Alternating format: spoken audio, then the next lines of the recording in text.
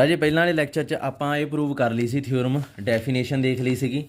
ਹੁਣ ਜਿਹੜੀ ਆ ਪਹਿਲਾਂ ਆਪਾਂ ਐਗਜ਼ਾਮਪਲ 1 ਕੀਤੀ ਆ ਉਹਨੂੰ ਥੋੜ੍ਹਾ ਜਿਹਾ ਦੁਬਾਰਾ ਦੇਖਦੇ ਹਾਂ ਸੌਖੇ ਤਰੀਕੇ ਨਾਲ। ਅਤੇ ਤੁਸੀਂ ਇਸੇ ਜਿਹੜੀ ਥਿਓਰਮ 25 ਆ ਇਹਨੂੰ ਇਸ ਤਰੀਕੇ ਨਾਲ ਵਰਤਣ ਲੱਗ ਜਾਣਾ ਜਿਵੇਂ ਕੋਈ ਹੋਵੇ ਡੈਫੀਨੇਸ਼ਨ ਕਿਹਦੀ, ਡਾਇਰੈਕਟ ਸਮ ਦੀ। ਦੇਖੋ ਸਭ ਤੋਂ ਪਹਿਲਾਂ ਤਾਂ ਕਲੀਅਰਲੀ ਆਪਾਂ ਐਕਸ ਵਾਈ ਜ਼ੈਡ ਦਾ ਕੋਈ ਵੀ ਐਲੀਮੈਂਟ, ਇਹ ਸਬ ਸਪੇਸ ਆਰ ਕਿਊਬ ਦੇ ਐਕਸ ਵਾਈ ਜ਼ੈਡ ਕੋਈ ਐਲੀਮੈਂਟ ਲੈ ਲਿਆ ਆਰ ਕਿਊਬ ਦਾ। ਇਹ ਮੈਂ ਪਹਿਲਾਂ ਹੀ ਸਮਝਾ ਚੁੱਕਿਆ ਤੁਹਾਨੂੰ ਕਿ ਐਕਸ ਵਾਈ ਜ਼ੈਡ ਆ ਜਿਹੜਾ ਇਹਨੂੰ ਮੈਂ ਐਂ ਲਿਖ ਸਕਦਾ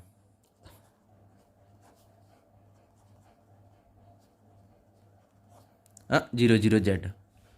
ਆ ਐਲੀਮੈਂਟ ਕੀ ਦਾ W1 ਦਾ, ਆ ਐਲੀਮੈਂਟ ਕੀ ਦਾ W2 ਦਾ, ਵਿਚਾਲੇ ਕੀ ਆ ਸਮ, ਆ ਐਲੀਮੈਂਟ ਕੀ ਆ ਆਰ ਕਿਊਬ ਦਾ। ਇਹਦਾ ਮਤਲਬ ਦੇਅਰ ਫੋਰ ਆ ਚੀਜ਼ ਪ੍ਰੂਵ ਹੋ ਗਈ। ਹੁਣ ਆਪਾਂ ਪ੍ਰੂਵ ਕਰਨਾ ਕਿ ਇਹਨਾਂ 'ਚ ਸਿਰਫ ਜ਼ੀਰੋ ਹੀ ਕਾਮਨ ਆ। ਆ ਜ਼ੈਡ ਲਾਉਣੀ ਸੀ ਇੱਥੇ, ਗਲਤੀ ਨਾਲ ਲਾਤੀ। ਲੈਟ ਅਲਫਾ ਬੀਟਾ ਗਾਮਾ ਐਲੀਮੈਂਟ ਲਓ ਕਿਹਦੇ ਚੋਂ, W1 ਐਂਡ W2 ਚੋਂ। ਅਲਫਾ ਬੀਟਾ ਗਾਮਾ ਜੇ W1 ਨੂੰ ਬਿਲੋਂਗ ਕਰੂਗਾ ਅਤੇ ਅਲਫਾ ਬੀਟਾ ਗਾਮਾ ਜੇ W2 ਨੂੰ ਵੀ ਬਿਲੋਂਗ ਕਰੂਗਾ। W1 ਨੂੰ ਬਿਲੋਂਗ ਕਰਨ ਵਾਸਤੇ ਕੀ ਕੰਡੀਸ਼ਨ ਜ਼ਰੂਰੀ ਹੈ ਇਹਦੇ 'ਚ, ਤੀਜੇ ਵਾਲੇ ਨੂੰ ਜ਼ੀਰੋ ਹੋਣਾ ਪੈਣਾ। ਇਹਦਾ ਮਤਲਬ ਇੱਥੋਂ ਆਪਣੇ ਕੋਲ ਕੀ ਆ ਗਿਆ, ਗਾਮਾ ਇਕੁਅਲ ਟੂ ਜ਼ੀਰੋ। ਇਹਦੇ 'ਚ ਬਿਲੋਂਗ ਕਰਨ ਵਾਸਤੇ ਕੀ ਹੋਣਾ ਪੈਣਾ, ਪਹਿਲੀਆਂ ਦੋ ਐਂਟਰੀਆਂ ਨੂੰ ਜ਼ੀਰੋ ਹੋਣਾ ਪੈਣਾ। ਇਹਦਾ ਮਤਲਬ ਅਲਫਾ ਬੀਟਾ ਇਹ ਦੋਵੇਂ ਕੀ ਹੋਣਗੇ, ਜ਼ੀਰੋ। ਸੋ ਇਹਨਾਂ ਨੂੰ ਮਿਲਾ ਲਓ, ਕੀ ਆ ਗਿਆ ਆਪਣੇ ਕੋਲੇ, ਦੇਅਰ ਫੋਰ ਅਲਫਾ ਬੀਟਾ ਗਾਮਾ ਤਿੰਨੋਂ ਹੀ ਕੀ ਬਣ ਗਏ, ਜ਼ੀਰੋ ਜ਼ੀਰੋ ਜ਼ੀਰੋ। ਸੋ ਇਹਦਾ ਮਤਲਬ ਇੰਟਰਸੈਕਸ਼ਨ 'ਚ ਕੁਛ ਹੈ ਹੀ ਨਹੀਂ ਜ਼ੀਰੋ ਤੋਂ ਇਲਾਵਾ, ਹੈਂਸ ਪ੍ਰੂਵਡ। ਜਦੋਂ ਕੱਲੀ ਜ਼ੀਰੋ ਵਿੱਚ ਆ ਜੇ ਤਾਂ ਇਹਦਾ ਮਤਲਬ ਰੀਪ੍ਰਜੈਂਟੇਸ਼ਨ ਯੂਨੀਕ ਆ। ਇਹ ਸਭ ਤੋਂ ਸੌਖਾ ਤਰੀਕਾ ਰੀਪ੍ਰਜੈਂਟੇਸ਼ਨ ਨੂੰ ਯੂਨੀਕ ਪ੍ਰੂਵ ਕਰਨ ਦਾ। ਐਗਜ਼ਾਮਪਲ 2 ਆਪ ਦੇਖਿਓ ਇੱਕ ਵਾਰੀ। ਐਗਜ਼ਾਮਪਲ 3 ਫਸਟ ਜੀ ਆਪਣੀ ਗਈ, ਬਸ ਚਲੋ ਸ਼ੁਕਰ ਆ ਆਪਣੀ ਪਹਿਲਾ ਚੈਪਟਰ ਮੁੱਕ ਜੂਗਾ। ਐਗਜ਼ਾਮਪਲ 3 ਦੇਖੋ। ਇਹ ਪਤਾ ਕੀ ਕਹਿੰਦੇ ਆ, ਇਹ ਕਹਿੰਦੇ ਹਾਂ ਸਾਰਾ ਕੁਛ ਠੀਕ ਆ, ਆਪਣੇ ਕੋਲ ਇੱਕ ਸਪੇਸ ਕੀ ਸਿਰਫ ਆਈਂ ਲਿਖਿਆ ਜਾ ਸਕਦਾ। ਇਹ ਪੋਸੀਬਲ ਆ ਬਈ ਵੀ ਨੂੰ ਆਏਂ ਵੀ ਲਿਖਿਆ ਜਾ ਸਕੇ। ਮਤਲਬ ਇਹ ਸਪੇਸ ਯੂਨੀਕ ਹੁੰਦੇ ਆ ਜਿਹੜੇ W1 ਅਤੇ W2 ਆਉਂਦੇ ਆ। ਇਹਦਾ ਜਿਹੜੀ ਯੂਨੀਕ ਰਿਪਰਜੈਂਟੇਸ਼ਨ ਵਾਲੀ ਕੰਡੀਸ਼ਨ ਸੀ ਆਪਾਂ ਕੀਤੀ ਨਾ, ਜਿਹੜੀ ਯੂਨੀਕ ਰੀਪ੍ਰਜੈਂਟੇਸ਼ਨ ਇਜ਼ ਯੂਨੀਕ, ਉਹਦੇ ਨਾਲ ਇਹਦਾ ਕੋਈ ਲੈਣਾ ਦੇਣਾ ਨਹੀਂ। ਸਭ ਤੋਂ ਪਹਿਲੀ ਗੱਲ ਇਹ ਤਾਂ ਐਗਜ਼ਾਮਪਲ 3 ਦਾ ਜਸਟ ਇਹ ਕਹਿ ਰਹੀ ਆ ਵੀ ਆਹ ਸਪੇਸ ਆ ਜਿਹੜੇ ਇਹ ਫਿਕਸ ਹੁੰਦੇ ਆ, ਇੱਕ ਵੀ ਵਾਸਤੇ ਇਹੀ ਦੋ ਮਿਲਣਗੇ ਜਿਹੜੇ ਕੰਪਲੀਮੈਂਟ ਬਣਨਗੇ ਉਹਦੇ, ਜਿਹੜੇ ਉਹਦੇ ਡਾਇਰੈਕਟ ਸਮ 'ਚ ਲਿਖਿਆ ਜਾ ਸਕੇ ਹਮੇਸ਼ਾ ਹੀ। ਸੋ ਆਪਾਂ ਪ੍ਰੂਵ ਕਰਨਾ ਐਗਜ਼ਾਮਪਲ ਦੇਖ ਕੇ ਨਹੀਂ, ਇਹੋ ਜਿਹਾ ਕੁਛ ਨਹੀਂ ਹੈਗਾ। ਇੱਥੇ ਸਪੇਸ ਇਹ ਬਦਲ ਸਕਦੇ ਆ। ਆਹ ਜਿਹੜਾ ਮਗਰ ਸਪੇਸ ਹੁੰਦਾ ਇਹਨੂੰ ਕਹਿੰਦੇ ਆ ਕੰਪਲੀਮੈਂਟ ਕਿਹਦਾ, W1 the. W2 is compliment. Compliment ਸੁਣਿਆ ਨਾ ਪਹਿਲਾਂ, ਕੰਪਲੀਮੈਂਟ ਆਫ W। ਉਹ ਕੰਪਲੀਮੈਂਟ ਨਹੀਂ, ਇਹ ਕੰਪਲੀਮੈਂਟ ਜਿਹੜਾ ਹੁੰਦਾ ਜਿਵੇਂ S ਆ, ਇਹਦੇ 'ਚ 1 2 ਆ। ਇਸ ਕੰਪਲੀਮੈਂਟ 'ਚ 1 2 ਤੋਂ ਇਲਾਵਾ ਬਾਕੀ ਸਾਰਾ ਕੁਛ ਹੁੰਦਾ ਹੈ ਨਾ, ਇਹੀ ਹੁੰਦਾ ਨਾ। 1 2 ਨਹੀਂ ਹੁੰਦੇ, ਇਹਨੂੰ ਬਿਲੋਂਗ ਨਹੀਂ ਕਰਦੇ ਹੁੰਦੇ, ਇਹਦੇ ਉਲਟ ਹੁੰਦਾ। ਸੋ ਇੱਥੇ ਵੀ ਕੁਛ ਉਹੀ ਚੀਜ਼ ਆ। W1 ਇਹਦਾ ਕੰਪਲੀਮੈਂਟ ਹੁੰਦਾ ਅਤੇ W1 ਨੂੰ ਵੀ ਕੁਛ ਕਹਿੰਦੇ ਹੁੰਦੇ ਆ, ਇਹ ਕਹਿੰਦੇ ਹੁੰਦੇ ਆ W1 ਐਵਰੀ ਸਬਸਪੇਸ। W1 ਨੂੰ ਕਹਿੰਦੇ ਆ ਡਾਇਰੈਕਟ ਸੈਮੈਂਡ। W1 ਜਿਹੜਾ ਹੁੰਦਾ ਨਾ ਉਹ ਡਾਇਰੈਕਟ ਸਮੈਂਡ ਆਫ V। ਆ ਡੈਫੀਨੇਸ਼ਨ ਨੂੰ ਥੋੜ੍ਹਾ ਪੜ੍ਹੋ। W2 is complement of W1 and W1 is direct summand of W2 ਨਹੀਂ V। ਇਹ ਕਹਿੰਦੇ ਆ ਇਹਨਾਂ ਨੂੰ। ਅਤੇ ਇਹ ਥਿਊਰਮ ਆ ਜਿਹੜੀ ਇਹ ਕੀ ਹੈ, ਇਹ ਕਹਿ ਰਹੀ ਹੈ ਐਗਜ਼ਾਮਪਲ 'ਚ, give an example to show that the subspace of a vector space, subspace ਮੰਨ ਲਓ W1 of a vector space ਮੰਨ ਲਓ V may not have unique complement। ਮਤਲਬ ਇੱਕ ਕੰਪਲੀਮੈਂਟ ਨਹੀਂ ਹੁੰਦਾ। ਸੋ ਕੰਪਲੀਮੈਂਟ ਕਿਹੜੇ ਮਗਰ ਪਏ ਆ। ਸੋ ਆਪਾਂ ਸ਼ੋਅ ਕਰਨਾ ਵੀ W1 ਦੇ ਦੋ ਕੰਪਲੀਮੈਂਟ ਵੀ ਹੋ ਸਕਦੇ ਆ। ਸੋ ਇਹ ਕਿਵੇਂ ਸ਼ੋਅ ਕਰੀਏ, ਐਗਜ਼ਾਮਪਲ ਦੇਖੋ ਉਹਦੇ 'ਚ ਲਿਖਿਆ ਹੋਇਆ ਐਗਜ਼ਾਮਪਲ 'ਚ ਕਹਿੰਦਾ ਪਹਿਲਾਂ ਤਾਂ ਸਪੇਸ ਆਪਾਂ ਨੂੰ ਸਿਲੈਕਟ ਕਰਨਾ ਪੈਣਾ ਕਿਉਂਕਿ ਇਹ ਕਾਊਂਟਰ ਐਗਜ਼ਾਮਪਲ ਆ, ਹੈ ਨਾ। तो W1 आए करो, W1 आ सिलेक्ट करो, रीयल लाइन जिन्होंने आप कह दें, W2 है जी आ सिलेक्ट करो,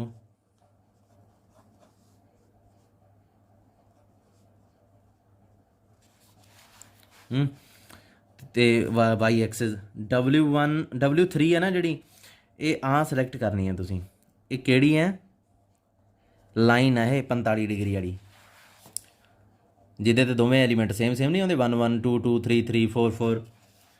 अच्छा हुण एक चीज़ देखो भी ए बी एलीमेंट जे मैं आर स्केयर चो चक्का, कि मैं ए बी नूं ऐ लिख सकदा? तुसीं कहोगे कोई शक ही नहीं। ये की है W1, ये की है W2, दोवां च कॉमन की है? कॉमन की हो सकता दोवां च? जे तुसीं कहोगे ए बी इहनूं बिलोंग करदा, तो ए बी नूं W1 च जाण वास्ते की करना पऊगा? ਉਹਦਾ वाई वाली पॉइंट 0 करना पऊगा। सो ਇਹਦਾ मतलब बी की होऊगा पक्का 0 होऊगा ਇਹਦੇ 'ਚ, ਜੇ ਇਹ ਇੰਟਰਸੈਕਸ਼ਨ 'ਚ ਆ। ਤੇ ਫਿਰ ਇਹ ਜਿਹੜਾ W2 'ਚ ਵੀ ਹੈ ਉਹਦੇ 'ਚ ਜਾਣ ਵਾਸਤੇ ਕੀ ਕਰਨਾ ਪੈਂਦਾ? A ਨੂੰ 0 ਹੋਣਾ ਪਊਗਾ। ਸੋ ਇਹਦਾ ਮਤਲਬ ਕੀ ਆ ਕਿ ਆਪਣੇ ਕੋਲੇ A ਵੀ ਜੇ ਪੁਆਇੰਟ ਇਹਦੇ 'ਚ ਜਾਂਦਾ ਨਾ, ਉਹਦੇ 'ਚ A ਵੀ 0 ਹੋ ਜਾਂਦਾ, B ਵੀ 0 ਹੋ ਜਾਂਦਾ। ਇਹਦਾ ਮਤਲਬ W1 ਇੰਟਰਸੈਕਸ਼ਨ W2 'ਚ ਕੁਛ ਵੀ ਨਹੀਂ ਹੈ ਸਿਵਾਏ 0 0 ਤੋਂ। ਇਹਦਾ ਮਤਲਬ R4 ਕੀ ਹੋ ਗਿਆ? W1 and W2 the direct ਸਮੈਂਡ ਹੋ ਗਿਆ। ਹੁਣ ਆਪਾਂ ਸ਼ੋ ਕਰਨਾ ਹੈ W1 ਤੇ W3 ਦਾ ਵੀ ਹੈ, ਪ੍ਰੋਪਰ ਵੇ 'ਚ ਕਿਤਾਬ 'ਚ ਲਿਖੀ ਹੋਈ ਹੈ, ਉੱਥੋਂ ਦੇਖ ਲਿਓ। ਅੱਛਾ ਸਭ ਤੋਂ ਪਹਿਲਾਂ ਇੱਕ ਐਲੀਮੈਂਟ ਲਿਆ R4 ਦਾ, ਆਰ ਸਕੇਅਰ ਦਾ। ਇਹਨੂੰ ਮੈਂ ਐਂ ਲਿਖ ਸਕਦਾ, ਦੇਖੋ ਧਿਆਨ ਨਾਲ, A - B 0 BB। ਆਹ ਐਲੀਮੈਂਟ ਕਿਹਦਾ? ਜਿਹਦੇ 'ਚ ਵਾਈ ਵਾਲੀ ਪੋਜੀਸ਼ਨ 0 ਸੀਗੀ, ਉਹ W1 ਦਾ ਸੀ। ਆਹ ਐਲੀਮੈਂਟ ਕਿਹਦਾ? ਜਿਹਦੇ 'ਚ ਦੋਵੇਂ ਇਕੁਅਲ ਸੀ, W3 'ਚ। ਵਿਚਾਲੇ ਕੀ ਆ? ਸਮ। ਆਹ ਐਲੀਮੈਂਟ ਕਿਹਦਾ ਸੀ? ਆਰ ਸਕੇਅਰ ਦਾ। ਇਹਦਾ ਮਤਲਬ ਆ ਤਾਂ ਲਿਖਿਆ ਗਿਆ। ਹੁਣ ਦੇਖੋ ਇਹਨਾਂ 'ਚ ਕਾਮਨ ਕੀ ਆ? ਇਹ ਵੀ ਪੰਗਾ। ਤੁਸੀਂ A B ਐਲੀਮੈਂਟ ਲੈ ਲਿਆ ਇੰਟਰਸੈਕਸ਼ਨ 'ਚੋਂ, ਕਿਹਦੀ? W1 ਤੇ W3 ਦੀ। ਇਹ W1 ਨੂੰ ਬਿਲੋਂਗ ਕਰੂਗਾ ਅਤੇ ਇਹ W3 ਨੂੰ ਵੀ ਬਿਲੋਂਗ ਕਰੂਗਾ। W1 'ਚ ਹੁਣ ਜਾਣ ਵਾਸਤੇ ਕੀ ਚਾਹੀਦਾ? B0। ਅਤੇ ਇਹਦੇ ਵਾਸਤੇ ਦੋਵੇਂ ਇਕੁਅਲ, W3 'ਚ ਦੋਵੇਂ ਇਕੁਅਲ ਐਲੀਮੈਂਟਸ ਹੁੰਦੇ ਆ। ਇਹਦਾ ਮਤਲਬ A ਨੂੰ B ਦੇ ਬਰਾਬਰ ਹੋਣਾ ਪਊ। ਹੁਣ ਇਹ ਦੋਹਾਂ ਚੀਜ਼ਾਂ ਨੂੰ ਦੇਖੋ ਕੀ ਬਣ ਗਿਆ ਹੈ। A B ਦੇ ਬਰਾਬਰ ਆ ਅਤੇ B 0 ਆ, ਅਤੇ ਫਿਰ A ਕੀ ਹੋਊਗਾ? ਉਹ ਵੀ 0 ਹੀ ਹੋਊਗਾ ਨਾ। ਸੋ A ਅਤੇ B ਦੋਵੇਂ 0 ਹੋ ਗਏ। ਇਹਦਾ ਮਤਲਬ ਇਹਦੇ 'ਚ ਵੀ 0 0 ਤੋਂ ਇਲਾਵਾ ਕੁਛ ਹੈ ਨਹੀਂ। ਅਤੇ ਇਹਦਾ ਮਤਲਬ ਆਰ ਸਕੇਅਰ ਕੀ ਹੋ ਗਿਆ? W1 ਅਤੇ W3 ਦਾ ਡਾਇਰੈਕਟ ਸਮੈਂਡ, ਅਤੇ W1 ਐਂਡ W2 ਦਾ ਵੀ। ਸੋ ਇਹਦਾ ਮਤਲਬ ਕੋਈ ਯੂਨੀਕ ਕੰਪਲੀਮੈਂਟ ਨਹੀਂ ਮਿਲਣਾ। ਅੱਗੇ ਦੇਖੋ,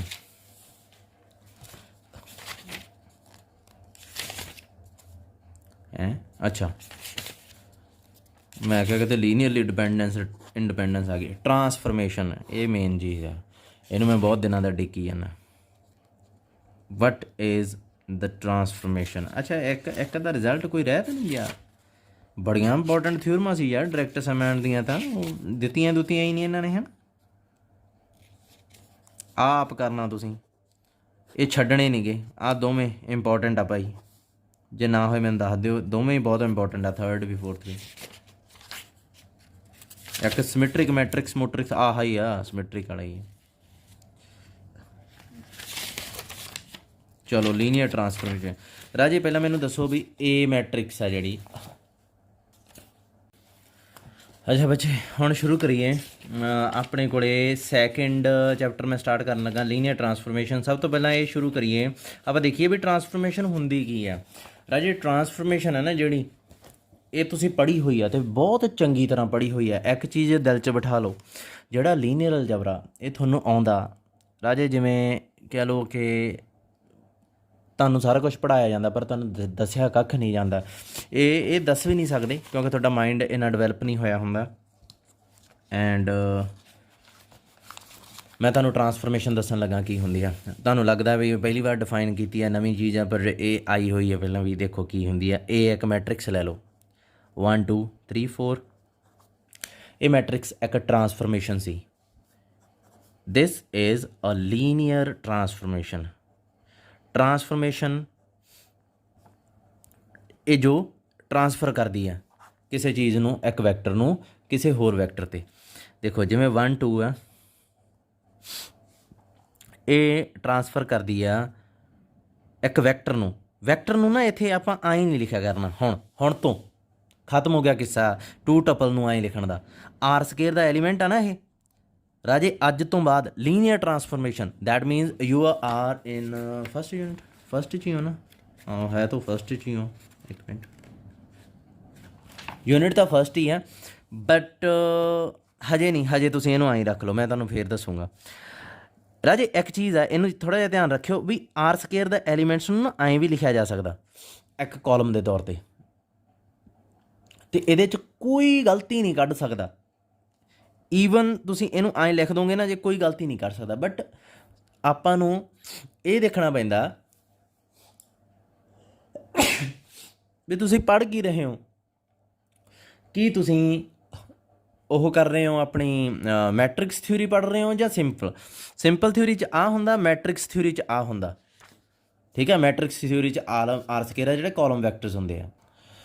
ਜਿਵੇਂ ਆਰ ਸਕੇਅਰ 'ਤੇ ਅਪਲਾਈ ਆ ਇੱਕ ਟਰਾਂਸਫਰਮੇਸ਼ਨ ਆ, ਇਹਦੇ 'ਚ ਇਨਪੁੱਟ ਕਿਹੜੀ ਦਿੱਤੀ? ਆਰ ਸਕੇਅਰ ਦਾ ਇੱਕ ਐਲੀਮੈਂਟ ਇਨਪੁੱਟ ਦਿੱਤਾ। ਆਊਟਪੁੱਟ ਕੀ ਆਉਂਦੀ ਆ? x + 2y 3x + 4y। ਰਾਜੇ ਇਹ ਐਲੀਮੈਂਟ ਕਿਹਦਾ? ਇਹ ਤਾਂ ਆਪ ਆਰ ਸਕੇਅਰ ਦਾ ਹੀ ਆ। ਸੋ ਇੱਥੇ ਜੇ 1 2 ਲਾਵਾਂ 3 4, ਇਹਦੇ 'ਚ ਇਨਪੁੱਟ ਦੇਤੀ ਤੁਸੀਂ 1 2, ਇਹ ਕਿਸੇ ਦਾ ਐਲੀਮੈਂਟ ਨਹੀਂ ਹੈ, ਇਹ ਫਿਕਸ ਰਹਿਣਾ। ਆ ਬਾਕਸ ਮੈਟ੍ਰਿਕਸ ਵਾਲਾ ਇਨਪੁੱਟ ਆ ਰਹੀ ਆਰ ਸਕੇਅਰ ਦੀ।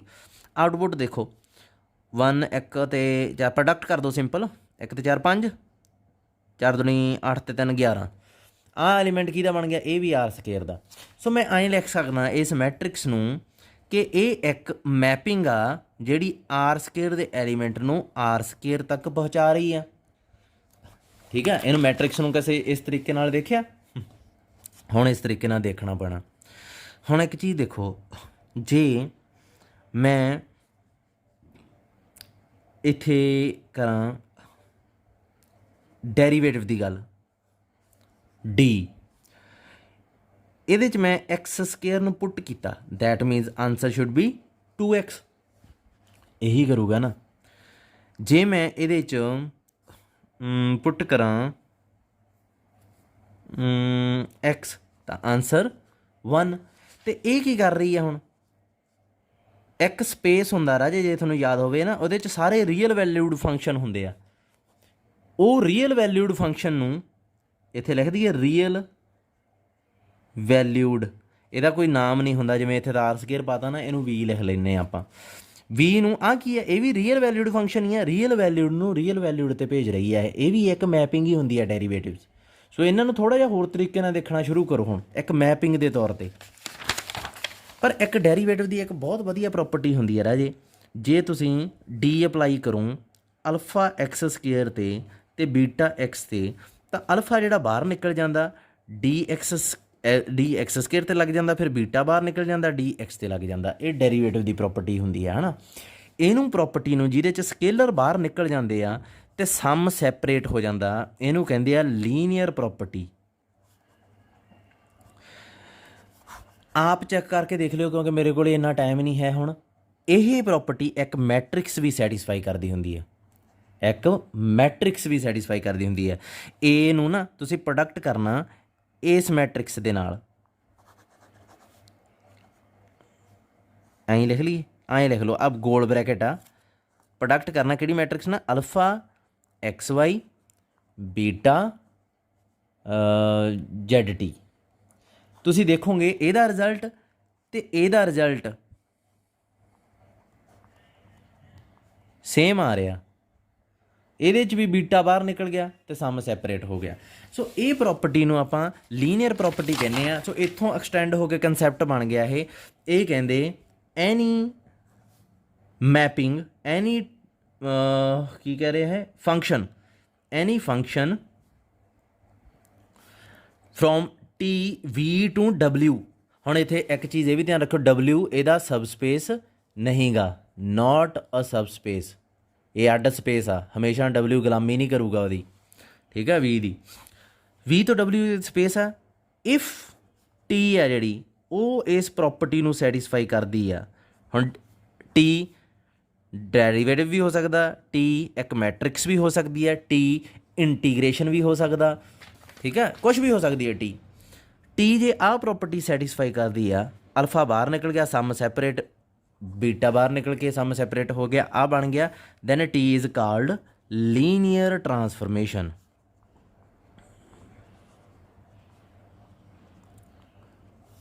ठीक है, ये याद रखियो। लीनियर ऑपरेटर की हुंदा जदों वी की जगह ते डबल्यू आ जाए, उन्होंने आप कह दें लीनियर ऑपरेटर। उस तो बाद लीनियर फंक्शनल भी हुंदा एक, ये कदे नहीं पढ़ना, तुसीं MSc लास्ट समैसटर च पढ़ोगे लीनियर फंक्शनल, पर मैनू बहुत वधिया लगता है। तुसीं जदों पढ़ोगे उदों तुहानूं पता लगूगा जे MSc कीती। V to F एक स्टूडेंट मैं तो पुछदा तो हुंदा मैथ के क्वेश्चन जे, मैनूं लगदा करनगे MSc, बहुत वधिया। मैनू ओहदी जिवें वो बच्चा मेहनत कर रहा राजे, वाकई तारीफ के काबिल आ, बहुत वधिया। और मैं ना आई थिंक रमनप्रीत कौर आ, बहुत वधिया राजे। मैं अज सुबह भी वो सिर्फ यह जे स्टूडेंट आ जिहड़े उन्हां वास्ते ही दस सकते हैं ना चीज़ां, आपां थोड़ियां आउट ऑफ द बॉक्स तो उवें ही उदों ही दस सकते हैं जदों कोई बच्चा मेहनत करे। एक जतिंदर आ, जतिंदर भी वधिया कर रहा, तो वो चीज़ों का थोड़ा जिहा ध्यान रखा करो, थोड़ा जिहा डिफरेंट होकर सोचोगे ना, मैथ होना वधिया लगूगा। ये नहीं मैनू नहीं पता ये किहड़ा टैसट देना चाहुंदे आ, देना भी चाहुंदे आ जां जस्ट सिर्फ ये आपदे इंटरस्ट वास्ते पढ़ रहे आ। होर भी पढ़ो, बाकी भी पढ़ो, थोड़ा जिहा आउट ऑफ बॉक्स होके सोचो, नहीं तो आउट ऑफ बॉक्स करोना ने तो कीता ही पिया। आ देखो राजे, आह वी है ना, ये फील्ड आ जिहदे ओवर ये वैक्टर स्पेस आ, ते मैपिंग डिफाइन करती इन्हां ने, पता किवें। हुण तुसीं कहोगे सर ये किहो जी, इहदा वैक्टर चक्कूंगा कोई भी, मान लो इहदे च इहो जिहे वैक्टर आ एक्स, रियल वैल्यूड फंक्शन, ठीक है, रियल वैल्यूड फंक्शन सारे एक्स स्केयर इहो जे लटरम पटरम। आउटपुट की है 0 तो 1/2 तक है इंटीग्रेशन, ਜਿਹੜਾ भी इत्थे रखिया। हुण इहदी आउटपुट की आऊगी, फील्ड मान लो रियल नंबर आ, फील्ड तो यदि रियल वैल्यूड फंक्शन आ, फील्ड रियल नंबर ही रहने, आउटपुट की आऊगी x³ 0 तो 1/2, ये बन जूगा 1/8 3 1/24 बन जूगा। देखो आउटपुट रियल नंबर आ, पुट वैक्टर कीता, ठीक है। सो ये वैक्टर तो रियल नंबर तक मैप कर देंदी है कई बार। आइसोमॉर्फिज्म नूं तां तुसीं भुल्ले ही नहीं होने हजे, V2W। एक चीज़ याद रखियो, यदि फील्ड जे F आ ना, तो यदी भी F ही रहूगी, ये बदल नहीं सकते। यही इन्हां दोवां च रिश्ता हुंदा कि दोहां दी फील्ड सेम हुंदी। होर की रह गया, आइसोमॉर्फिक। अच्छा, इनू V नूं W नूं जिहड़ी ये मैपिंग है ना, जदों ये लीनियर ट्रांसफॉर्मेशन बन जाती है, इनू LT लिखिया करूँगा मैं, तुसीं नहीं लिख सकते, मैं लिख सकदा। इनू लीनियर ट्रांसफॉर्मेशन नूं F होमोमॉर्फिज्म भी कह दिंदे आ, होमोमॉर्फिज्म। ते जिहड़ा W हुंदा ਉਹਨੂੰ ਕਹਿੰਦੇ ਆ ਹੋਮੋਮੋਰਫਿਕ ਇਮੇਜ ਆਫ ਵੀ। ਯਾਦ ਆ ਮੈਂ ਕਹਿੰਦਾ ਹੁੰਦਾ ਸੀ ਇਹ ਬੈਟਰੀ ਮਾਰੀ ਵੀ, ਤੇ ਵੀ ਦੀ ਛਾਂ ਜਿਹੜੀ ਇੱਧਰ ਬਣ ਗਈ ਉਹ W ਆ, ਦੈਨ ਇਹ ਹੋਮੋਮੋਰਫਿਕ ਇਮੇਜ ਹੋ ਸਕਦੀ ਆ। ਪਰ ਜਦੋਂ ਮੈਪਿੰਗ ਔਨ ਟੂ ਵੀ ਹੋਵੇ ਨਾਲ, ਹੁਣ ਯਾਦ ਹੀ ਹੋਣਾ ਤੁਹਾਨੂੰ ਇਹ ਔਨ ਟੂ ਵਾਲੀ ਚੀਜ਼ ਹੈ ਨਾ।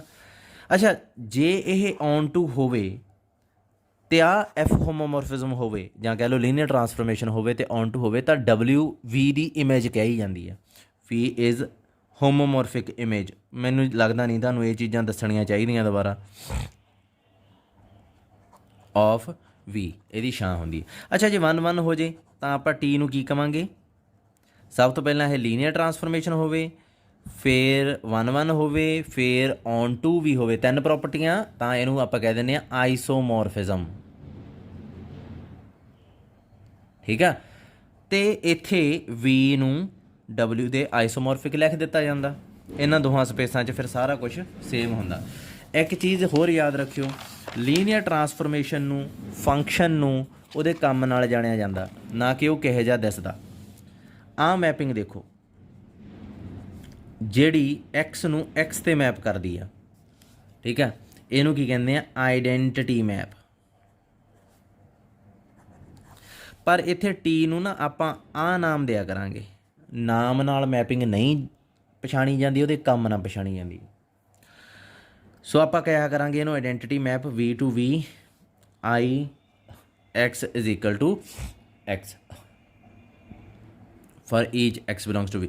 ਇਹ ਸੇਮ ਨੂੰ ਸੇਮ ਤੇ ਹੀ ਭੇਜੀ ਜਾਂਦੀ ਹੈ। ਤੇ ਰਾਜੇ ਇੱਕ ਚੀਜ਼ ਆ, ਫਿਰ ਇੱਧਰ ਵੀ V ਲੈਣਾ ਪਊ ਨਾ, ਕਿਉਂਕਿ ਐਲੀਮੈਂਟ ਜੋ V ਦਾ ਬਣੀ ਜਾਂਦਾ ਇੱਧਰ ਵੀ, ਜਿਹੜਾ ਇੱਧਰ ਆ ਉਹੀ ਇੱਧਰ ਆ। ਅੱਛਾ, ਇੱਕ ਹੋਰ ਮੈਪਿੰਗ ਆ TV ਤੋਂ W, ਇਹ ਕੀ ਕਰਦੀ ਹੈ, x ਨੂੰ 0 ਤੇ ਭੇਜੀ ਜਾਂਦੀ ਹੈ, ਤੇ 0 ਕਿਹਦੀ ਆ, W ਦੀ। ਸੋ ਇੱਥੇ 0W ਇੱਦਾਂ ਲਿਖਤਾ ਮੈਂ, ਇਹ 0W ਦੀ ਹੈ। ਇਹਨੂੰ ਕਹਿੰਦੇ ਆ ਜ਼ੀਰੋ ਟਰਾਂਸਫਰਮੇਸ਼ਨ। ਕੰਮ ਨਾਲ ਦੇਖੋ, ਹੁਣ ਇਹਨੂੰ ਆਪਾਂ ਲਿਖਿਆ ਕਿਵੇਂ ਕਰਾਂਗੇ, 0V to W, 0 ਮੈਪਿੰਗ ਆ, ਇਹ ਵੱਡਾ ਗੋਲਾ ਜਿਹਾ ਮਾਰ ਕੇ ਇੱਥੇ x ਪੁੱਟ ਕਰਾਂਗੇ ਤਾਂ ਇਹ W ਦੀ 0 ਬਣ ਜਾ ਕਰੂਗੀ। T ਨਹੀਂ ਪਾਇਆ ਕਰਾਂਗੇ, T ਦੀ ਜਗ੍ਹਾ 'ਤੇ ਆਪਾਂ O ਪਾਇਆ ਕਰਾਂਗੇ, ਪਰ ਫਰਕ ਕੁਛ ਨਹੀਂ ਹੁੰਦਾ ਇਹਦੇ ਨਾਲ। ਪਰ ਇੱਕ ਚੀਜ਼ ਆ ਰਾਜੇ, ਆਪਾਂ ਨੂੰ ਚੈੱਕ ਕਰਨਾ ਪੈਣਾ।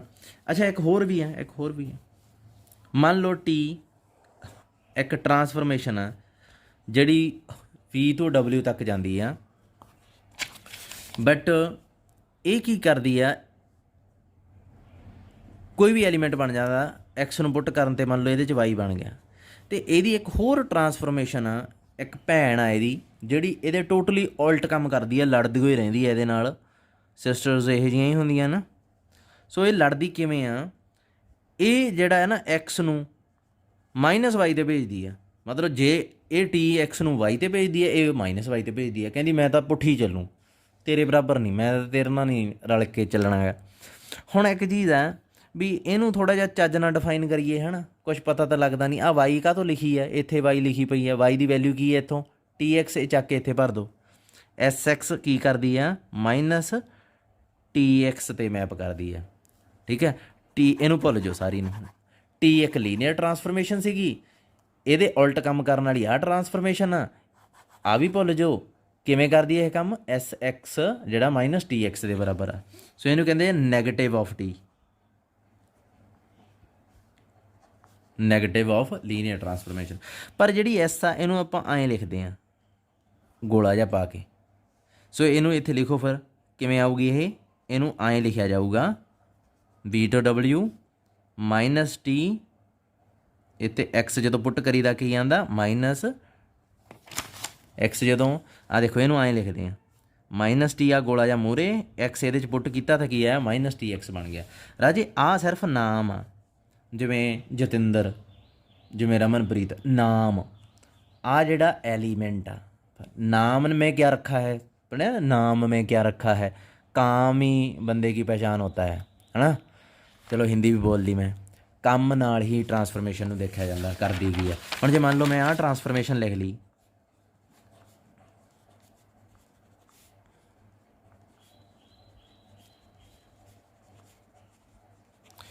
ਤੁਸੀਂ ਕਹੋਗੇ ਨੈਗੇਟਿਵ ਆਫ T ਹੈ ਇਹ।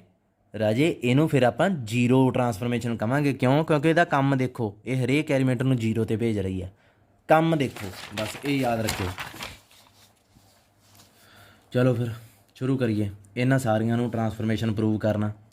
IV to V ਆ, ਇੱਥੇ ਦੋ ਸਕੇਲਰ ਆ ਜਿਹੜੇ V ਵੈਕਟਰ ਸਪੇਸ ਆ ਓਵਰ ਦਾ ਫੀਲਡ F, ਅਲਫਾ ਬੀਟਾ ਦੋ ਐਲੀਮੈਂਟ ਲੈ ਲਏ ਫੀਲਡ 'ਚੋਂ, ਕੰਸੀਡਰ ਕੀਤਾ ਵੈਕਟਰ ਅਲਫਾ x ਬੀਟਾ y, ਇਹਨੂੰ ਪੁੱਟ ਕਰਤਾ I 'ਚ। ਕੀ I ਕੀ ਕਰੂਗੀ, I ਕੀ ਕਰੂਗੀ, I ਨੇ ਕੁਛ ਨਹੀਂ ਕਰਨਾ। I ਇੱਕ ਨਕੰਮੀ ਮੈਪਿੰਗ ਆ, ਇਹਨੇ ਉਵੇਂ ਹੀ ਛੱਡ ਦੇਣਾ ਐਲੀਮੈਂਟ। ਪਰ I 'ਚ ਮੈਂ ਜਦੋਂ x ਪੁੱਟ ਕਰੂੰਗਾ ਤਾਂ ਕੀ ਆਊਗਾ, x। I 'ਚ ਜਦੋਂ y ਪੁੱਟ ਕਰੂੰਗਾ ਤਾਂ ਕੀ ਆਊਗਾ, y। ਇਹ ਵੈਲਿਊ ਨਾ x ਦੀ ਅਤੇ y ਦੀ, ਇਹ ਵੈਲਿਊ ਚੱਕ ਕੇ ਭਰ ਦਿਓ।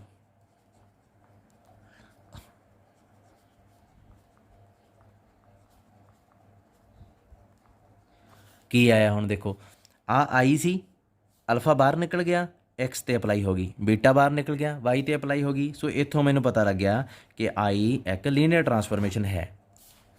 ਅੱਗੇ ਚਲੋ 0 'ਤੇ ਆ ਜਾਓ, ਸਕੇਲਰ ਲੈ ਲਈ, ਅਲਫਾ x ਬੀਟਾ y ਕੰਸੀਡਰ ਕਰ ਲਿਆ, 0 ਇਹਦੇ 'ਤੇ ਥੋਪਤੀ, 0 ਨੇ ਆਪਣੀ ਔਕਾਤ ਦਿਖਾਤੀ, ਉਹਨੇ 0 ਬਣਾਤਾ। ਪਰ ਇਸ 0 ਨੂੰ ਆਪਾਂ ਥੋੜ੍ਹਾ ਜਿਹਾ ਸੋਧ ਕੇ ਲਿਖ ਲਿਆ, ਹੈ ਨਾ। ਹੁਣ ਮੈਨੂੰ ਪਤਾ ਵੀ 0 ਨੂੰ ਜਦੋਂ x ਤੇ ਲਾਉਂਗਾ ਕੀ ਬਣੂਗਾ 0, 0 ਨੂੰ ਜਦੋਂ y ਤੇ ਲਾਉਂਗਾ ਕੀ ਬਣੂਗਾ 0। ਇਹ 0 ਦੀ ਵੈਲਿਊ ਆ ਭਰਤੀ, ਇਹ 0 ਦੀ ਵੈਲਿਊ ਆ ਭਰਤੀ, ਕੀ ਬਣ ਗਿਆ ਦੇਖੋ।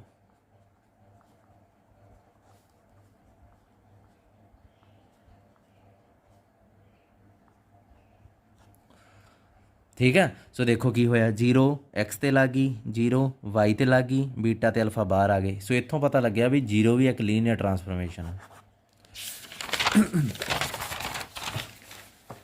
नैगेटिव की गल करो, पहला इत्थे वास्ते आपां नूं एक टी बनाउणी पैनी आ, वी ते डबल्यू दी दोवें स्पेस आ सेम फील्ड दे ओवर, इहदी नैगेटिव जिहड़ी इहदी भैन आ जिहड़ी टोटली उल्ट चलदी है लैट, मैं तो एस ही डिफाइन करना चाहुंदा। ओके आ एस करते हैं, वी टू डबल्यू आ डिफाइन किवें है S x is equal to minus T x. हुण इहदे वास्ते किवें आ की करिए कि कोई एलीमेंट लो अल्फा एंड बीटा,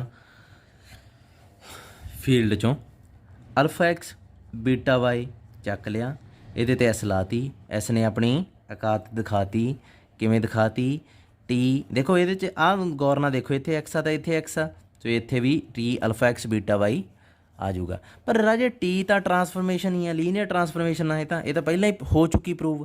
सो इत्थे वड्डी सारी ब्रैकेट बना के इनू अपना काम कर लैण दो। ये की करदी है, ये कहंदी है टी मैं उहदे ते अड हो गई तो वाई ते मैं अड चली गई, दोवां ते सैपरेट हो गई ये। अच्छा टी तो परफेक्ट सीगी पहले ही, प्रूव तो इस नूं कर रहे हैं आपां। अगले स्टैप च alpha bar minus T x अंदर, बीटा बार माइनस टी वाई अंदर, आ नैगेटिव नूं कल्ले कल्ले दे अंदर लै गए। ध्यान ना देखो एस एक्स किहदे बराबर सी माइनस टी एक्स दे, सो इत्थे एस एक्स लिखता। सिमिलरली टी वाई मैनूं शो करन दी भी नहीं लोड़, किहदे बराबर होगी एस वाई दे बराबर होगी। देखो एस कल्ले कल्ले ते अप्लाई होगी। सो इत्थों पता लग गया भी एस जिहड़ी कि किहदे बराबर लिखदे हुंदे आपां, इहदे ये भी लीनियर ट्रांसफॉर्मेशन हुंदी आ। कुछ प्रॉपर्टियां जिहड़ियां 2 मिनट होर पढ़ लेने आ बस बहुत आ। हाँ कुछ प्रॉपर्टियां इन्हां चों सब तो वधिया मैनूं प्रॉपर्टी लगदी आ लीनियर ट्रांसफॉर्मेशन दी। एक तो जिहड़ी इहदी डेफिनेशन आ कि स्केलर बाहर आ जांदे लीनियर ट्रांसफॉर्मेशन वास्ते जरूरी आ, ਉਹ दूसरी आ प्रॉपर्टी है कि 0 ਨੂੰ 0 ਤੇ मैप करदी है। राजे ये तो एडी घैंट प्रॉपर्टी है ना, ये तो बहुत काम बचा दिंदी है, खास तौर पर ਜਿਹੜੇ यूनीवर्सिटी का टैसट देना चाਹੁੰਦੇ ਆ ਉਹਨਾਂ ਵਾਸਤੇ, ਜਿਹੜੇ ਨੈਟ ਦਾ ਟੈਸਟ IIT ਜੈਮ ਦਾ ਟੈਸਟ ਦਿੰਦੇ ਆ ਉਹਨਾਂ ਵਾਸਤੇ ਇਹ ਬਹੁਤ ਜ਼ਰੂਰੀ ਆ, ਬਹੁਤ ਇੰਪੋਰਟੈਂਟ। ਇਹ ਕਹਿੰਦੇ ਆ ਹਮੇਸ਼ਾ ਹੁੰਦਾ। ਹੁਣ ਇਹ ਪ੍ਰੂਵ ਕਰਨ ਵਾਸਤੇ ਦੇਖੋ ਬਸ ਇਹੀ ਲਾਸਟ ਰਿਜ਼ਲਟ ਆ, ਮੈਨੂੰ ਲੱਗਦਾ 10 ਮਿੰਟ ਦਾ ਪਹਿਲਾਂ ਹੋ ਗਿਆ ਸੀ, ਚਲੋ ਕੋਈ ਨਾ ਕਰ ਲੈਨੇ। ਟੀ 0 ਨੂੰ ਮੈਂ ਐਂ ਲਿਖਤਾ ਤਾਂ 0 + 0 ਲਿਖ ਸਕਦੇ ਹਾਂ ਭਾਈ, ਕਿਹਨੇ ਰੋਕਿਆ। ਉਸ ਤੋਂ ਬਾਅਦ ਇਹਨੂੰ ਮੈਂ ਐਂ ਲਿਖ ਸਕਦਾ, ਇਹ ਵੈਕਟਰ ਆ, ਪਹਿਲਾਂ ਤਾਂ ਪੁੱਟ ਵੀ ਵੈਕਟਰ ਹੁੰਦਾ ਤੇ ਆਊਟਪੁੱਟ ਵੀ ਵੈਕਟਰ ਆਉਂਦੀ ਹੁੰਦੀ ਹੈ, ਠੀਕ ਆ। ਸੋ ਇਹ ਦੋਵੇਂ ਵੈਕਟਰ, ਇਹਨਾਂ ਨਾਲ ਮੈਂ ਸਕੇਲਰ ਲਾ ਲਿਆ, ਕਿਹੜਾ ਅਲਫਾ 1 ਵੈਕਟਰ 0 बीटा 1 ਵੈਕਟਰ 0, ਇੱਥੋਂ 1 ਬਾਹਰ ਆ ਜਾਊਗਾ, ਅੰਦਰ ਕੀ ਰਹਿ ਜਾਊਗਾ T0, ਅਲਫਾ ਬਾਹਰ ਆ ਗਿਆ ਹੈ ਨਾ, ਫਿਰ ਬੀਟਾ ਵੀ ਬਾਹਰ ਆ ਗਿਆ, ਅੰਦਰ ਕੀ ਰਹਿ ਗਿਆ T0। ਤੇ ਇਹਨੂੰ ਤਾਂ ਮੈਂ ਐਂ ਲਿਖ ਸਕਦਾ T0 + T0, ਇੱਧਰ ਕੀ ਹੈ T0, ਇਹਦੇ ਨਾਲ ਕੱਟੀ ਗਏ ਬਚਿਆ ਕੀ 0। ਸੋ ਟਰਾਂਸਫਰਮੇਸ਼ਨ ਇਹੋ ਜਿਹੀ ਆ ਜਿਹੜੀ ਇਹ ਹਮੇਸ਼ਾ 0 ਨੂੰ 0 ਤੇ ਹੀ ਮੈਪ ਕਰਦੀ ਹੁੰਦੀ ਆ। ਸੋ ਇੱਕ ਚੀਜ਼ ਆ, ਹੁਣ ਮੈਂ ਤੁਹਾਨੂੰ ਪੁੱਛਦਾ, ਉਹ ਲੀਨੀਅਰ ਵਾਲੀ ਪ੍ਰੋਪਰਟੀ ਹੈ ਜਿਹੜੀ, ਉਹਨੂੰ ਚਲੋ ਆ ਬਾਕੀ ਦੀਆਂ ਪ੍ਰੋਪਰਟੀਆਂ ਜਿਹੜੀਆਂ ਇੱਕ ਮੈਂ ਕਰ ਦਿੰਦਾ, ਬਾਕੀ ਤੁਸੀਂ ਆਪੇ ਕਰ ਲਿਓ। ਇਹ ਨੈਗੇਟਿਵ ਆ ਨਾ ਜਿਹੜੀ, ਇਹਨੂੰ ਵੀ ਬਾਹਰ ਕੱਢ ਦਿੰਦੀ ਆ, ਇਹ ਸਭ ਤੋਂ ਬੈਸਟ ਪ੍ਰੋਪਰਟੀ ਆ। ਹੁਣ ਤੁਸੀਂ ਕਹੋਗੇ ਸਰ ਸਾਰੀਆਂ ਹੀ ਬੈਸਟ ਪ੍ਰੋਪਰਟੀਆਂ, ਇਹ ਆਹ ਬਾਹਲੀ ਬੈਸਟ ਆ, ਇਹ ਥੋੜ੍ਹੀ ਜਿਹੀ ਘੱਟ ਬੈਸਟ ਆ। ਕਿਵੇਂ ਸ਼ੋ ਕਰੀਏ ਇਹਨੂੰ, ਇਹ ਕਹਿੰਦੇ 0 ਤੋਂ ਸ਼ੁਰੂ ਹੋ ਜਾਓ, ਤੁਹਾਨੂੰ ਪਤਾ ਤਾਂ ਹੈ 0 ਆ ਜਿਹੜੀ T0 ਦੇ ਬਰਾਬਰ ਹੁੰਦੀ ਹੈ। ਹੁਣ 0 ਨੂੰ ਆਪਾਂ ਐਂ ਲਿਖ ਸਕਦੇ ਹਾਂ, ਫਿਰ T ਨੇ ਆਪਣਾ ਕੰਮ ਕਰ ਦੇਣਾ, ਇਕੱਲੇ ਇਕੱਲੇ 'ਤੇ ਅਪਲਾਈ ਹੋ ਜਾਣਾ, ਠੀਕ ਆ। ਇੱਥੇ ਅਲਫਾ ਬੀਟਾ 1 ਆ, ਉਹ ਛੱਡੋ, ਉਹਨਾਂ ਦਾ ਕੀ ਆ 1 ਬਾਹਰ ਨਿਕਲ ਕੇ ਵੀ 1 ਹੀ ਰਹਿਣੇ ਆ। ਅਤੇ ਹੁਣ ਅਗਲੇ ਸਟੈਪ 'ਚ ਕੀ ਕਰੋਗੇ, ਆਹ 0 ਇੱਥੇ ਆ ਗਈ, ਅਗਲੇ ਸਟੈਪ 'ਚ ਇਹ ਉੱਧਰ ਆ ਜਾਊਗਾ, -TX ਬਣ ਜਾਊਗਾ, ਇਹ ਕੀ ਬਣ ਜਾਊਗਾ T - X। ਸੋ ਇਹ ਬਾਹਰ ਆ ਜਾਂਦੀ ਹੁੰਦੀ। ਅਗਲੀ ਪ੍ਰੋਪਰਟੀ ਤੁਸੀਂ ਆਪ ਦੇਖਣੀ ਆ। ਲਾਸਟ ਇੱਕ ਚੀਜ਼ ਡਿਸਕਸ ਕਰਨ ਲੱਗਾ ਮੈਂ, एग्जाम्पल हैगी है ये, एग्जाम्पल इन्होंने दी ही नहीं, ये वेरी गुड नहीं दी है। एग्जाम्पल 2 का फस्ट पार्ट देखो, बस लास्ट है। ये कहते R² तो R² आ, ਪਹਿਲਾਂ ਲੀਨੀਅਰ ਟਰਾਂਸਫਰਮੇਸ਼ਨ ਦਾ ਕੋਈ ਕੁਐਸਚਨ ਕਰੀਏ। ਮੈਂ ਲੀਨੀਅਰ ਟਰਾਂਸਫਰਮੇਸ਼ਨ ਡਿਫਾਈਨ ਕਰ ਲਈ T x y x plus y x minus y. ਹੁਣ ਇਹਨੂੰ ਸ਼ੋਅ ਕਰਨਾ ਵੀ ਇਹ ਲੀਨੀਅਰ ਟਰਾਂਸਫਰਮੇਸ਼ਨ ਹੈਗੀ ਹੈ ਕਿ ਨਹੀਂ ਹੈਗੀ। ਇਹਦੇ ਵਾਸਤੇ ਦੋ ਐਲੀਮੈਂਟ ਲਓ ਯੂ ਵੀ, ਇਹ ਜਿਹੀ ਹੈ ਨਾ ਐਲੀਮੈਂਟ ਆਰ ਸਕੇਅਰ 'ਚ। ਆਹ ਕੰਸੀਡਰ ਕਰੋ ਅਲਫਾ ਯੂ ਬੀਟਾ ਵੀ। ਆਪਾਂ ਪ੍ਰੂਵ ਕੀ ਕਰਨਾ ਕਿ ਅਲਫਾ ਟੀ ਯੂ ਬੀਟਾ ਟੀ ਵੀ ਇਹ ਦੋਵੇਂ ਬਰਾਬਰ ਆ।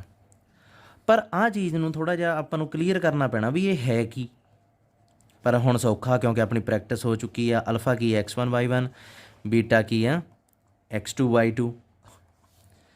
ਅਲਫਾ ਕੀ ਬਣ ਗਿਆ ਅਲਫਾ x1 ਬੀਟਾ x2 ਅਲਫਾ y1 ਬੀਟਾ y2। ਮੈਪਿੰਗ ਕੀ ਕਰਦੀ ਯਾਰ ਜੀ, ਮੈਪਿੰਗ ਵੱਲ ਧਿਆਨ ਨਾਲ ਦੇਖੋ। ਕੰਮ ਦੇਖੋ, ਮੈਂ ਕਹੀ ਨਾ ਕੰਮ ਦੇਖੋ। ਇਹ ਪਹਿਲਾਂ ਤਾਂ ਦੋਹਾਂ ਨੂੰ ਜੋੜਦੀ ਆ, ਫਿਰ ਦੋਹਾਂ ਨੂੰ ਘਟਾਉਂਦੀ ਆ। ਸੋ ਉਹੀ ਕੁਛ ਇਹਨੇ ਇਹਦੇ ਨਾਲ ਕਰਨਾ, ਪਹਿਲਾਂ ਦੋਹਾਂ ਨੂੰ ਜੋੜਨਾ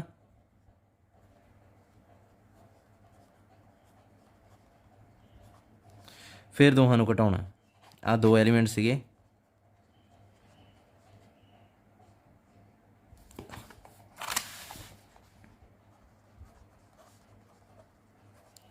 ਆਹ ਐਲੀਮੈਂਟ ਬਣ ਗਿਆ ਹੁਣ। ਪਰ ਰਾਜੇ ਇਹਦੇ 'ਚ ਆਪਾਂ ਕੀ ਕਰੀਏ, ਅਲਫਾ ਵਾਲੇ ਅੱਡ ਕਰ ਲੈਂਦੇ ਹਾਂ, ਦੂਸਰੇ ਅਲੱਗ ਕਰ ਲੈਂਦੇ ਹਾਂ।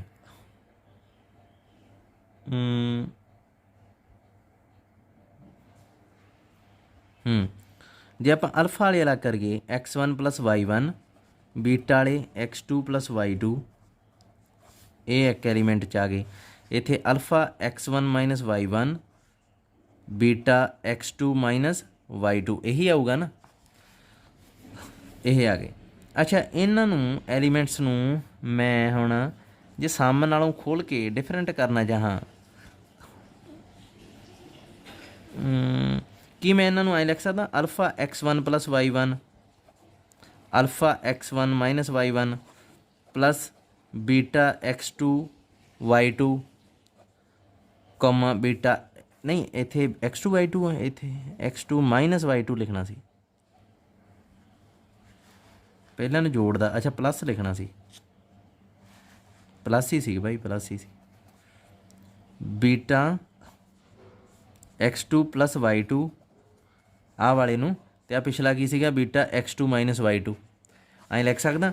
ਦੇਖੋ ਨਾ ਰਾਜੇ ਆਹ ਚੀਜ਼ ਨੂੰ ਦੇਖੋ, ਇੱਥੇ ਪਲੱਸ ਹੋਣਾ ਸੀਗਾ, ਇਹ ਗਲਤੀ ਨਾ ਹੋ ਗਿਆ ਨਾ। ਆਹ ਅਲਫਾ ਦੋ ਸਮ ਤਾਂ ਆ ਵੀ ਤਾਂ ਸਮ ਹੀ ਆ। ਇਸ ਐਲੀਮੈਂਟ ਨੂੰ ਹੀ ਐਂ ਲਿਖਿਆ ਆਪਾਂ ਪਹਿਲੇ ਐਲੀਮੈਂਟ ਨੂੰ, ਉਸ ਤੋਂ ਬਾਅਦ ਦੂਜਾ ਜਿਹੜਾ ਇਹਦੇ 'ਚ ਸਬਟਰੈਕਸ਼ਨ ਆਉਂਦੀ ਹੈ, ਇਹਦੇ 'ਚ ਤਾਂ ਆਉਣੀ ਨਹੀਂ ਸੀ। ਸੋ ਇਹ ਦੇਖੋ ਹੁਣ ਇਹ ਐਲੀਮੈਂਟ ਜਦੋਂ ਜੋੜਾਂਗੇ ਤਾਂ ਇਹਦੇ 'ਚ ਜੁੜੂਗਾ, ਜਦੋਂ ਇਹ ਇਹਦੇ 'ਚ ਜੁੜਿਆ ਕੀ ਬਣੂਗਾ ਇੱਥੇ ਆਹ ਚੀਜ਼। ਫਿਰ ਆਹ ਐਲੀਮੈਂਟ ਇਹਨੇ ਦੂਜੇ ਨੂੰ ਦੂਜੇ 'ਚ ਹੀ ਜੋੜਦਾ ਹੁੰਦਾ ਨਾ। ਜਦੋਂ ਐਂ ਜੋੜਦੇ ਹਾਂ ਪਹਿਲਾ ਪਹਿਲੇ 'ਚ ਜੁੜ ਜਾਂਦਾ, ਦੂਜਾ ਦੂਜੇ 'ਚ ਜੁੜ ਜਾਂਦਾ। ਸੋ ਪਹਿਲਾ ਪਹਿਲੇ 'ਚ ਜੁੜੂਗਾ, ਦੂਜਾ ਦੂਜੇ 'ਚ ਜੁੜੂਗਾ, ਜੁੜ ਕੇ ਕੀ ਬਣ ਜਾਣਗੇ ਆਹੀ ਐਲੀਮੈਂਟ ਬਣ ਜਾਊਗਾ। ਅੱਛਾ ਹੁਣ ਐਂ ਕਰੋ, ਇਹਦੇ 'ਚ ਅਲਫਾ ਕਾਮਨ ਕੱਢੋ, ਉੱਪਰਲੇ 'ਚੋਂ ਅਲਫਾ ਕਾਮਨ ਕੱਢਿਆ, ਪਹਿਲਾ ਐਲੀਮੈਂਟ ਕੀ ਬਣ ਗਿਆ ਇਹ x1 plus y1 x1 minus y1। ਦੂਜੇ 'ਚੋਂ ਬੀਟਾ ਕਾਮਨ ਕੱਢ ਦਿਓ, x2 plus y2 x2 minus y2। ਰਾਜੇ ਧਿਆਨ ਨਾਲ ਦੇਖੋ ਆਹ ਕੀ ਹੈ ਟੀ ਆਫ x1 y1 ਨਹੀਂ, ਕਿਉਂਕਿ x1 y1 ਨੂੰ ਟੀ ਪਹਿਲਾਂ ਜੋੜਦੀ ਹੈ ਫਿਰ ਘਟਾਉਂਦੀ ਹੈ। ਫਿਰ ਇਹਦੇ ਵੱਲ ਵੀ ਦੇਖੋ, ਇਹ ਟੀ x2 y2 ਨਹੀਂ, ਪਹਿਲਾਂ ਜੋੜਦੀ ਹੈ ਫਿਰ ਘਟਾਉਂਦੀ ਹੈ। ਸੋ ਪ੍ਰੂਵ ਹੋ ਗਿਆ ਅਲਫਾ ਬੀਟਾ ਬਾਹਰ ਨਿਕਲ ਗਏ। ਠੀਕ ਆ।